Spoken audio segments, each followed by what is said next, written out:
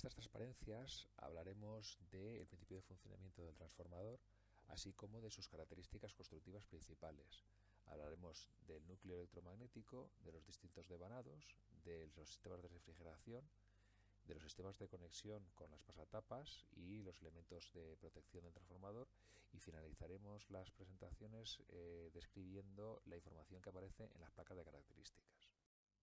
El transformador es una máquina eléctrica estática que dispone de dos arrollamientos o dos devanados arrollados en torno a un núcleo ferromagnético que es común. El devanado inductor, devanado primario, es alimentado en corriente alterna y crea un flujo en el interior del núcleo, un flujo alterno. Este flujo alterno induce una tensión en el devanado secundario, devanado inducido.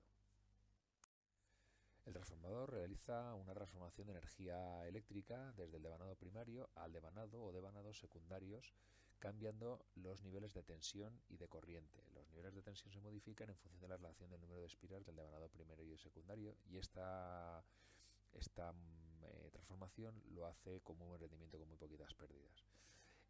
Si estamos utilizando un transformador para elevar la tensión, a la entrada del transformador le llega una tensión U sub 1 y absorbe una corriente I sub 1, y al elevar la tensión por el devanado secundario, la tensión U2 es mayor que la tensión U sub 1, y puesto que las potencias aparentes son prácticamente las mismas, por lo hace como un rendimiento, si elevamos las tensiones, las corrientes tienen que bajar en la misma proporción, con lo cual la corriente que saldría por el secundario en este transformador sería una corriente más baja. Para hacer un transporte de energía efectivo desde la generación al consumo es necesario que las pérdidas durante el transporte sean lo más bajas posibles. Para ello lo que se hace es elevar el nivel de la tensión durante el transporte y ir disminuyendo los niveles desde estos niveles de transporte a niveles más bajos de tensión a medida que nos vamos acercando a los centros de consumo. En este ejemplo que se muestra en la transparencia tenemos un generador hidráulico donde tenemos la turbina y el alternador. El alternador genera una tensión trifásica a 10 kilovoltios y mediante un transformador elevador elevamos esa tensión a 110 kilovoltios.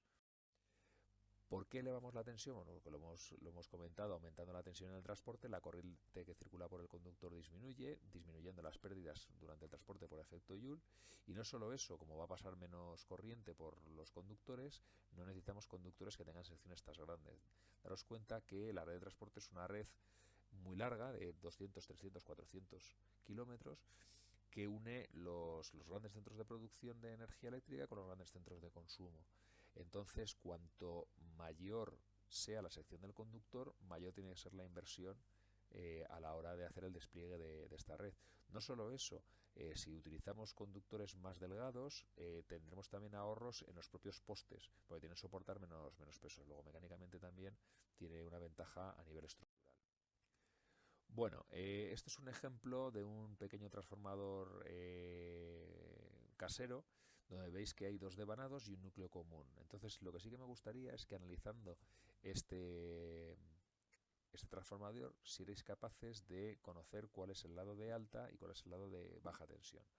Es relativamente sencillo porque hemos visto que en el lado de alta tensión tiene alta tensión y baja corriente, con lo cual los cables serán más delgados, mientras que el lado de baja tensión tendrá que tener una sección de conductor más alta, ¿vale? Luego, en nuestro caso, este transformador es un transformador elevador porque el lado de la izquierda tiene un devanado primario con una sección más gorda, con lo cual estará diseñado para trabajar con menor tensión, mayor corriente, y por ello la sección de los conductores es mayor, mientras que el devanado secundario, el que está situado en el lado derecho, tiene una mayor tensión, con lo cual trabajará a menos corriente y por lo tanto tiene menor sección las bobinas. Bueno, las partes que constituyen un transformador son las siguientes. Por un lado tenemos el núcleo ferromagnético, que es común, y luego los devanados. Los devanados pueden ser dos cuando es un transformador monofásico o dos por cada fase, es decir, tendríamos hasta 6 devanados en el caso de un transformador trifásico. Hay transformadores que tienen también devanados terciarios, pero no van a ser objeto de este estudio. Eh, el núcleo y los devanados forman la parte más importante del transformador, pero ya veremos que los transformadores tiene una serie de pérdidas, tanto en los devanados como en el núcleo, y estas pérdidas hacen que se genere bastante calor, y para evacuar el calor lo que se hace es introducir todo el devanado y el núcleo dentro de una cuba con aceite. Suelen tener un sistema de refrigeración más o menos avanzado dependiendo de la potencia del propio transformador. Claro, si hemos conectado los devanados dentro de una caja metálica, a la hora de conectar las líneas eléctricas con los devanados es necesario disponer de unos sistemas que nos permitan pasar estas tapas y conectar y unir esos devanados que están en el interior con los hilos exteriores o con los conductores exteriores. Y eso se hace a través de estos sistemas que se llaman pasatapas. Existe una serie de simbología normalizada para referirnos al transformador. Los tres primeros esquemas que tenéis, empezando por la izquierda, se refieren a transformadores monofásicos, mientras que situado más a la derecha se refiere a un transformador trifásico. En el primero se destacan cuáles son los terminales de cada uno de los devanados, del primario y del secundario. Entonces hay un devanado que tiene los terminales 1, 2 y el otro que tiene los terminales 3, 4. El segundo es similar al primero. El tercero es un transformador monofásico a través de un esquema unifilar donde se marcan las dos líneas indicando que es monofásico, y en el de la derecha veis que en lugar de dos líneas aparecen tres indicando que es trifásico. Al ser trifásico, los devanados los podemos conectar con distintas combinaciones, formando una estrella o formando un triángulo, con lo cual también es importante indicar qué tipo de conexión tiene. En este caso tendrías una conexión triángulo-estrella. Vamos a empezar hablando por el núcleo. El núcleo hemos visto que es donde se confina el flujo, y por ello es necesario que esté hecho con chapas de acero al silicio de alta permeabilidad y baja resistividad. Las chapas de acero al silicio se suelen hacer en láminas para que tengas un espesor muy finito y las pérdidas por corrientes de Foucault sean más bajas. Aparte, para reducir la conductividad, lo que se hace es darle un barniz aislante de forma que entre una chapa y la otra chapa no conduzcan eléctricamente, aunque sí puedan conducir el flujo. Aquí vemos las distintas formas de conectar las chapas en función de la máquina, en el caso de que sea un transformador. Y aquí vemos también otra figura donde podemos apreciar en la parte de arriba, señalado con la flecha en rojo, las distintas chapas que configuran la culata, la parte superior del transformador, y luego los distintos devanados que van arrollados alrededor de cada una de las columnas. Ahora los iremos viendo. Bueno, es importante que todos manejemos un poco el mismo lenguaje a la hora de hablar de las distintas partes del transformador, y tenéis aquí un ejemplo, ¿no? Las chapas que constituyen el núcleo transformador se van agrupando y forman una serie de columnas, que es donde irán montadas las devanados. Las culatas son la parte de arriba y la parte de abajo que permiten unir las columnas entre sí, y luego tienes huecos entre una columna y la otra, que son las ventanas, que son los espacios formados entre las columnas y las culatas. La forma de ensamblar las culatas pues, es una forma determinada para que tengan una resistencia mecánica. Existen dos tipos de núcleos. El núcleo acorazado es aquel en el cual el núcleo abraza a los dos devanados. Este sería un ejemplo de un transformador monofásico en el cual el devanado primario y el devanado secundario están uno arrollado sobre el otro, abrazando la columna central, y luego el núcleo dispone de dos columnas laterales que están abrazando los devanados. Y luego tenemos el núcleo en columnas, en los cuales tenemos el devanado primario y el devanado secundario en cada una de las columnas, y lo que estamos haciendo es que los devanados están abrazando al núcleo, ¿vale? Para que veáis un poco dos ejemplos constructivos. En el ejemplo de arriba sería un transformador monofásico acorazado, donde podéis ver que las bobinas están arrolladas en torno a la columna central, mientras que en el transformador de abajo es un transformador trifásico, es un transformador de columnas. Si os fijáis, las culatas están en azul, y luego tenemos las columnas que estarían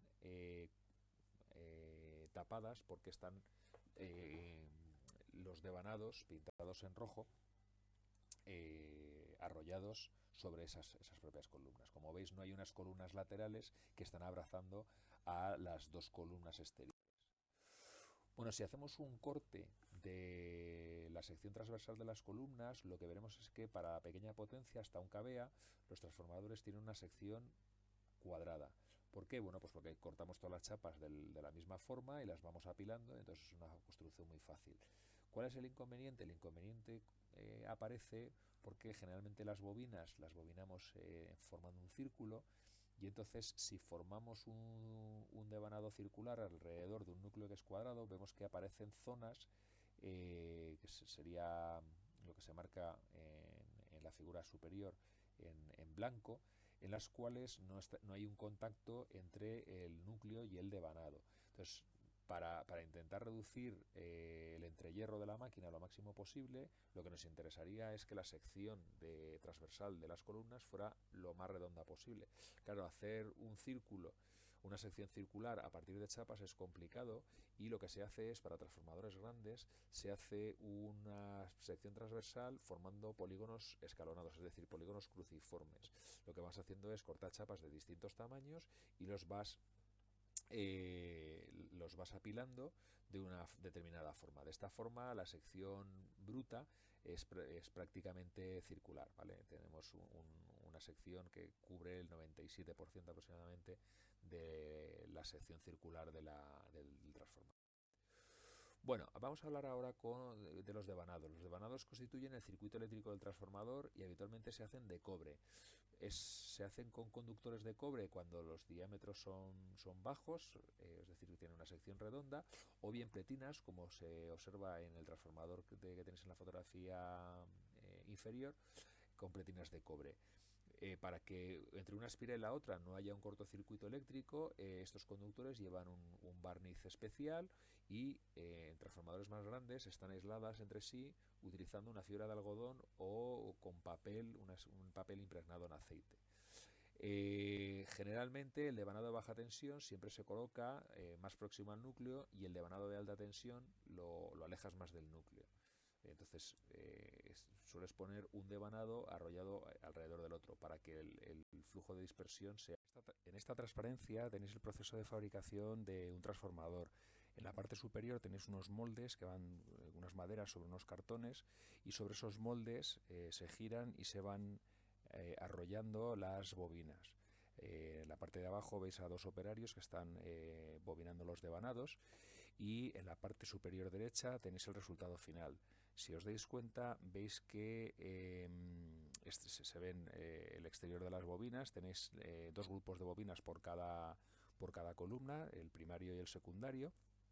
La parte de baja tensión es la que está más próxima al núcleo, la parte exterior es el devanado de alta tensión.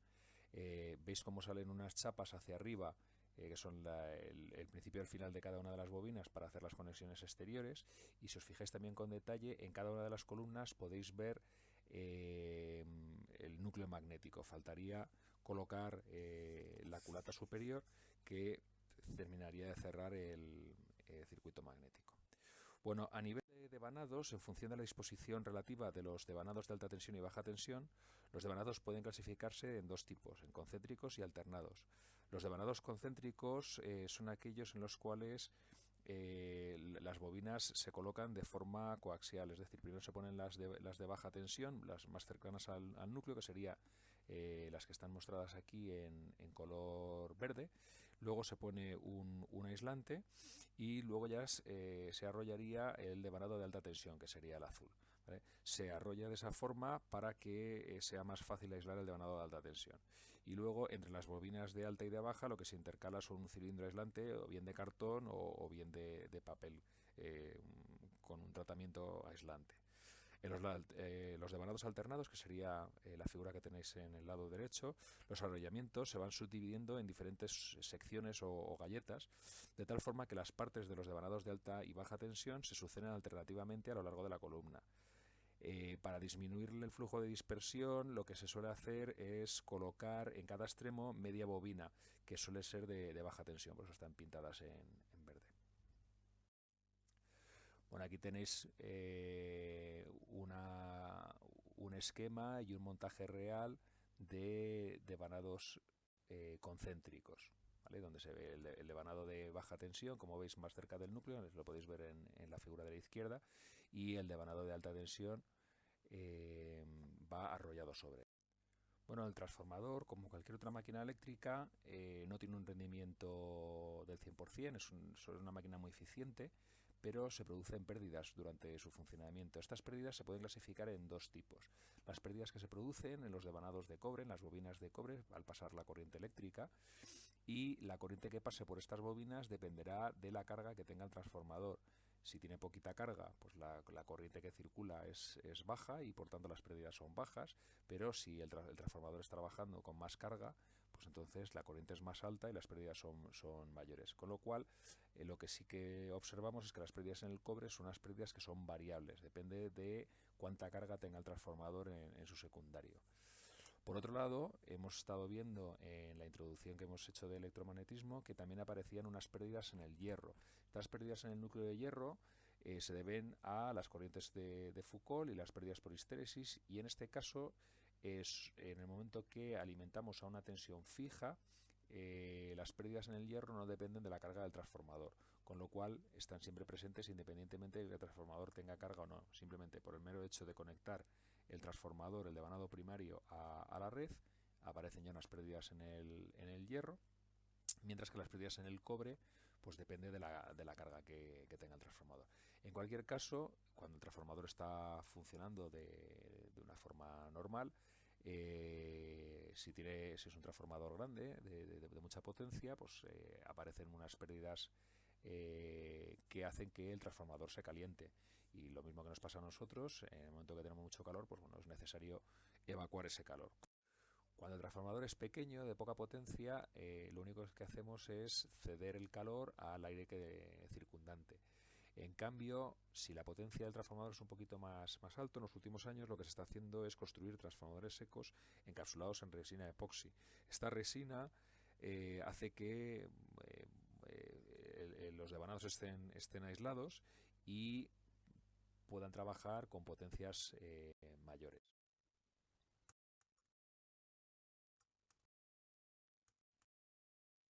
Bueno, como hemos visto, el transformador tiene su núcleo y los devanados metidos dentro de unas cubas de aceite, y esa cuba es una cuba metálica que está completamente cerrada, con lo cual para conectar los cables hacia los devanados es necesario atravesar esa tapa. Y eso se hace utilizando unos dispositivos que se llaman pasatapas. Bueno, aquí veis un ejemplo de pasatapas en un transformador. La pasatapa es un aislador que atraviesa la tapa superior de la cuba y por dentro tiene el cable conductor. En función de si está conectando con los devanados de alta o los devanados de baja, el pasatapas es distinto. Se distinguen básicamente por la altura. Cuanto más alto es el aislador, o el pasatapa, perdón, pues más alta es la tensión de conexión. Entonces, en este transformador que vemos en la imagen de la izquierda, los tres pasatapas que tenéis situados en el lado derecho corresponden al lado de alta tensión, que en este caso, en ese transformador era de 15 kilovoltios, y como veis tenemos unos pasatapas muy altos y los cables de conexión arriba, donde están las tuercas, veis que son muy delgados. Eso es debido a que la corriente que viene por ahí es una corriente baja, ¿vale? En el lado de alta tensión las corrientes son bajas. Si nos fijamos en los cuatro terminales que aparecen en el lado derecho, en la parte superior de la cuba, veréis que son los correspondientes a las tres fases y el neutro, y la altura del aislador es mucho menor. El aislador es la parte marroncita que se ve en la figura, y las tuercas son mucho más gordas. ¿Por qué? Pues porque en ese lado es el lado de baja tensión, y entonces la conexión de los cables que van ahí tienen que soportar mucha más corriente. Si os dais cuenta, entre los pasatapas del lado de alta y el lado de baja hay un pequeño cilindro. Ese cilindro contiene un cambiador de tomas. Los transformadores se pueden ajustar para distintos niveles de tensión, tanto de entrada como de salida. En este caso permitía cambiar los niveles de tensión en un más menos 5%, y se tenía que hacer sin carga, es decir, el transformador tenías que desconectarlo tanto del lado de alta como del lado de baja, quitabas esa tapa cilíndrica, cambiabas las tomas, volvías a cerrarlo y volvías a energizar el transformador, es decir, lo volvías a conectar a la red tanto por el lado de alta como por el lado de baja. Distribución es habitual que, como la potencia que va absorbiendo el transformador varía a lo largo de las horas del día, pues es necesario, para mantener los niveles de tensión de toda la red de distribución, ir ajustando la tensión que tenemos en el secundario, y entonces eso se hace con un transformador que disponga de cambiador de tomas en carga. Aquí tenéis un ejemplo de este tipo de dispositivos, y bueno, pues lo único que hace es va cambiando la relación de transformación que tiene el transformador en función de la tensión que tenga la red de distribución en cada momento. Este cambio lo puede hacer de forma mecánica o bien de forma electrónica con sistemas basados en electrónica de potencia. Bueno, los transformadores al final son elementos claves en una instalación eléctrica y se pueden producir fallos tanto internos como externos, ¿vale? Pueden producirse un cortocircuito, pueden producirse un problema de aislamiento entre las espiras de los devanados, hacer un cortocircuito, puede haber algún problema en el aceite, o bien puede haber fallos externos, ¿no? Caiga, por ejemplo, un rayo en la red eléctrica exterior, y todo eso puede afectar al transformador. Entonces, bueno, el problema es que cuando el transformador falla, pues deja sin alimentación a los clientes, ¿no? Aquí pongo varios ejemplos de noticias, realmente son un poquito antiguas, fijaos, por ejemplo es del 2006, en los cuales, bueno, pues ha habido problemas en transformadores en Madrid, ¿no? Aquí tenéis uno, aquí tenéis otro ejemplo, que es del 2005, ¿vale? O aquí uno que es un poquito más nuevo, desde 2006, ¿vale? Entonces, en cualquier caso, claro, cuando falla un transformador de distribución, pues estás dejando por del orden de 5, 6, 8.000 vecinos sin luz. Y bueno, generalmente las compañías eléctricas tienen transformadores de distribución de recambio y están normalizados, con lo cual, bueno, pues van, cambian y ponen otro. Pero en caso de que la subestación sea más, el centro de transformación sea más grande, pues entonces el peligro de dejar sin alimentación durante mucho tiempo a la gente pues aumenta. ¿Por qué digo todo esto? Bueno, pues porque es necesario que el transformador tenga una serie de sistemas de protección que evite que se pueda dañar. Entonces, en función de la potencia, puede tener más o menos elementos de control. Por debajo de 5 megabeas, pues tenemos el relé Buchholz, que ahora comentaremos un poco de qué funciona, y luego tienes unos relés de sobrecarga, de sobrecorriente o falta de tierra, y para los de mayores de 5 megabeas, pues bueno, tienes más sistemas, ¿vale? Tampoco vamos a entrar mucho en ello, simplemente que sepáis que es una máquina que debe ser muy bien controlada, porque su fallo pues afecta mucho a la distribución. ¿Qué es un relé Buchholz? Bueno, un relé Buchholz va montado en las tuberías que van desde la cuba hacia el depósito de expansión, y el principio de funcionamiento lo veremos aquí. El relé Buchholz, un corte lateral, lo tenéis en la fotografía, donde veis que existen como una especie de flotadores. Esos otros flotadores aparecen también en la figura, en el dibujo de la figura, en el esquema, ¿no? Entonces, la cuba principal, cuando está trabajando en carga, el aceite se comienza a calentar y empieza a generar burbujas, de la misma forma que cuando estamos hirviendo agua aparecen burbujas, ¿no? Si esas burbujas son pequeñas, puede subir el aceite por la tubería que conecta con el depósito de expansión, y entonces esas burbujas desplazarían el primer flotador del relé Buchholz, el que está denotado en la figura como flotador 2. En ese caso, lo único que hace es conectar una alarma que, bueno, pues avisa al operario de que la temperatura en uno de los transformadores pues está disparando. Si la temperatura sigue subiendo, se está generando más burbujas de gas, entonces lo que ocurriría es que se moverían no solo el primer flotador, sino también el segundo. Y en ese caso, al desplazar el segundo flotador, lo que hace ese flotador es actuar sobre un relé que conecta la red exterior de alta tensión y la red de baja tensión, y esos relés lo que hacen es desconectar y aislar completamente al transformador. Como hemos comentado, para transformadores más grandes, pues están mucho más protegidos. Los transformadores, imaginar, por ejemplo, un transformador de una central nuclear, ¿vale? Pues está pasando por él pues 500, 1000 megavatios durante mucho tiempo, y entonces, bueno, pues que falle el transformador puede ser algo crítico en esa instalación, y entonces, bueno, pues tiene un montón de sistemas, como veis aquí, de protección. ¿Vale? Lleva pues desde sensores de temperatura, de presión del aceite, de tipo de sensores de gas, etcétera. ¿Vale? De hecho, bueno, las últimas tecnologías permiten monitorizar el estado del transformador utilizando pues, una especie de drones, pero son drones submarinos, en los cuales se sumergen dentro de la cuba del transformador y entonces van navegando por el aceite sin necesidad de extraer todo el aceite y comprobar el estado del transformador por dentro. ¿Vale? Puedes analizar los devanados, puedes analizar el núcleo, puedes analizar la calidad del aceite, etcétera. Entonces, bueno, ahí tenéis una presentación con un enlace a un vídeo y podéis seleccionarlo para verlo. Las potencias de los transformadores están normalizadas y están relacionadas entre una y la siguiente con un factor de 2 elevado a un tercio. Así que tenemos, pues empezando en kVA, en 5 kVA, tenemos 5 kVA, 6,3 kVA, 8 kVA, 10 kVA y así sucesivamente. Aparte de los transformadores que estamos viendo, que son los transformadores convencionales, existen otro tipo de transformadores un poquito más especiales. En el primer lugar, os hemos indicado un transformador que se utiliza en transporte a alta tensión en corriente continua. Ahí tenéis un poco las características técnicas. Luego tenéis transformadores para aplicaciones offshore, en los cuales tienen que estar completamente sumergidos. Imaginad un parque eólico offshore que está en medio del Mar del Norte. Entonces esos aerogeneradores verterían toda la energía a una subestación y esa subestación, en lugar de estar en una plataforma flotante, está sumergida también, con lo cual, bueno, pues el mar es muy corrosivo y toda la parte exterior del transformador tiene que estar tratado para que pueda permanecer durante mucho tiempo sumergido. Tenemos también la última tecnología, es utilizar transformadores que se llaman de estado sólido, ¿vale?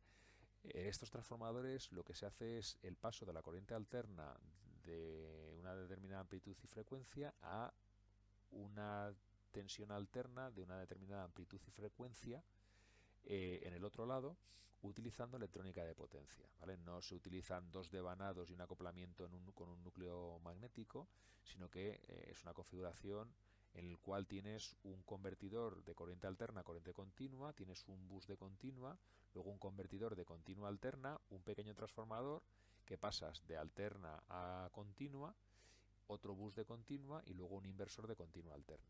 ¿Vale? Eso permite una mayor flexibilidad, permite adaptar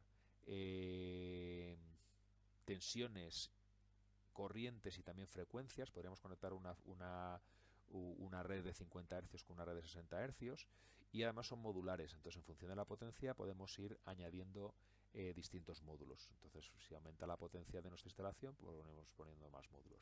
Entonces, esto es digamos, la configuración más moderna y es muy probable que en el futuro, bueno, pues el transformador convencional vaya evolucionando a estas configuraciones en estado sólido y por ello, bueno, pues creemos que es importante que por lo menos lo hayáis visto alguna.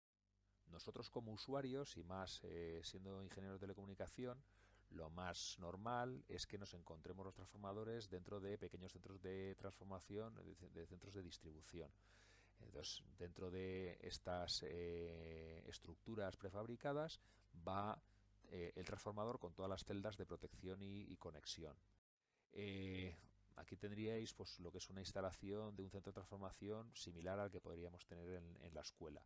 ¿Vale? Como veis, tenemos 4 transformadores y esos 4 transformadores tienen unos cables rojos y negros. Si os dais cuenta, viendo la parte superior de la tapa del transformador, si vemos los pasatapas, veremos que los pasatapas del lado izquierdo son más altos que los del lado derecho. Además, por el lado izquierdo entran 3 cables y por el lado derecho salen 4. Eso significa que este centro de transformación, el lado de alta tensión son los cables rojos y convierten la tensión de 15, 20, 30 kilovoltios a una tensión de 400 voltios de tensión de línea en el secundario. ¿Vale? Tenemos las 3 fases y el neutro, por eso aparecen 4 cables en el lado de baja tensión. Aquí tenéis, este sería el transformador con resina epoxi que hay en el edificio A. Por el lado de alta está en el lado izquierdo, son los cables rojos que tenéis en la figura de la izquierda, y luego, como veis, los cables verdes, que salen varios cables por cada una de las fases, eh, son los cables del lado de baja tensión.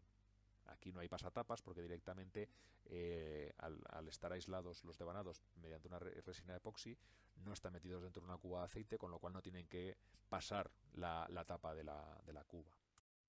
Bueno, aquí tenéis un detalle donde se observa mejor cómo salen varios conductores por cada una de las fases. ¿Vale? Tenemos 3 fases y el neutro al final. Vamos a hablar ahora de los valores asignados o a la hora de definir los valores asignados o valores nominales. Hay una serie de normativas que afectan a Europa y a Estados Unidos. La normativa europea, hay una transposición española, que es la norma UNE en 60076, y la normativa americana es una norma ANSI C5712. Lo que nos está diciendo es explicar cuáles son los valores asignados tanto de tensión, de corriente y de potencia aparente de un transformador, para definir cuál es su punto de funcionamiento, de forma que se evite que la máquina trabaje en condiciones que no están previstas o que sean condiciones. El primer valor que vamos a analizar va a ser la tensión asignada, tanto del primario como del secundario. Se denotará con la letra U sub 1N y U sub 2N. Y nos está indicando cuál es la relación de transformación que va a utilizar el transformador cuando esté operando. Imaginad que tenemos un transformador que pone 400, 230 voltios. Pues lo que me está indicando es que cuando en el primario aplicamos 400 voltios, en el secundario tenemos 230 voltios. El transformador al final es una máquina reversible, es decir, nosotros podríamos aplicar 230 voltios por el secundario y en el primario podríamos conectar una carga con 400 voltios. En cualquier caso, las tensiones asignadas nos indican cuál es la tensión que podemos poner en el primario y que podemos aplicar al secundario. Si nuestro transformador es trifásico, las dos lecturas de U sub 1N y U sub 2N, la tensión asignada primaria y la tensión asignada secundaria, son tensiones de línea. ¿Vale? En el caso monofásico, la relación entre la tensión primaria y la secundaria es igual a la relación entre el número de espiras y es igual a la relación de transformación. Nosotros siempre hemos llamado M a la relación de transformación, pero en el libro de teoría, en la última versión, esta relación de transformación la denota por la letra R sub T. Entonces os lo comento para, si seguís la teoría, pues veréis que en el libro aparece aquí R sub T en lugar de M. Nosotros, si hacéis exámenes anteriores de otros años, pues no hemos querido modificar y seguimos manteniendo la M. El segundo valor asignado que vamos a definir va a ser el de las intensidades. Tendremos intensidad asignada primaria I sub 1N e intensidad asignada secundaria I sub 2N. Estas corrientes están relacionadas con la sección de los conductores que forman los devanados. La relación entre la corriente del primario y la corriente del secundario es inversamente proporcional a la relación de transformación, a 1 partido por M, por lo tanto es inversamente proporcional a la relación de espiras. En los transformadores trifásicos, tanto la intensidad asignada primaria como la intensidad asignada secundaria están referidas siempre a las corrientes de línea. El último parámetro que vamos a describir va a ser la potencia asignada. La potencia asignada es potencia aparente, es decir, se medirá en voltiamperios o en kVA, megavA, etcétera, y esa potencia es común para ambos lados del transformador, tanto para el devanado primario como para el devanado secundario. Y nos está indicando cuál es la potencia máxima que se puede conectar de forma permanente al secundario sin que produzca un calentamiento excesivo, fijando la máxima corriente que puede pasar por los devanados del transformador. Daros cuenta que cuando el transformador está funcionando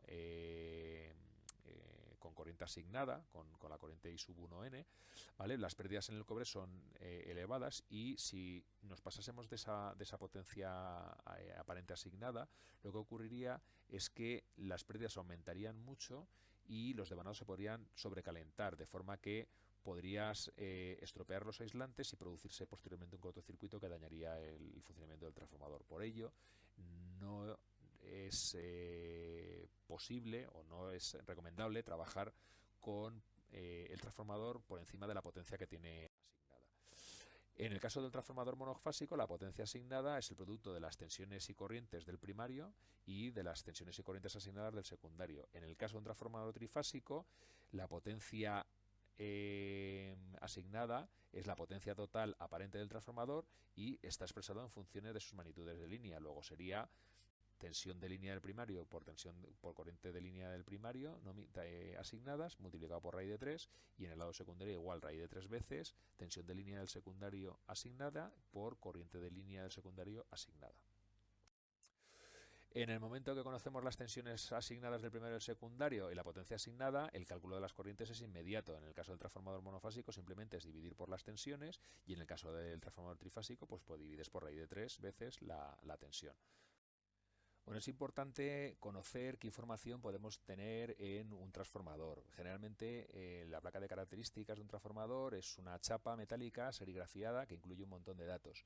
En primer lugar, incluye las tensiones asignadas. Entonces puede tener una o varias tensiones asignadas. Por ejemplo, este transformador se puede conectar a líneas entre 15.000 hasta 20.000 voltios en función de una serie de conexiones, y en el secundario tiene como tensión de secundario 420 voltios de tensión de línea, porque es un transformador trifásico. A nivel de potencia asignada, que es la potencia aparente, en nuestro caso es un transformador de 630 kVA.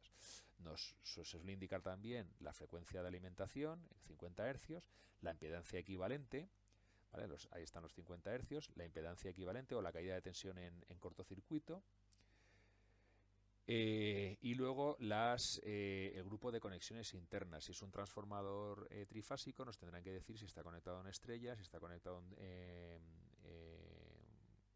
triángulo. En este caso es un DYN, significa que el primario, que es el lado de alta tensión, está conectado en triángulo, el secundario está conectado en estrella, y N significa que tiene la toma del neutro, es accesible desde el exterior, ¿vale?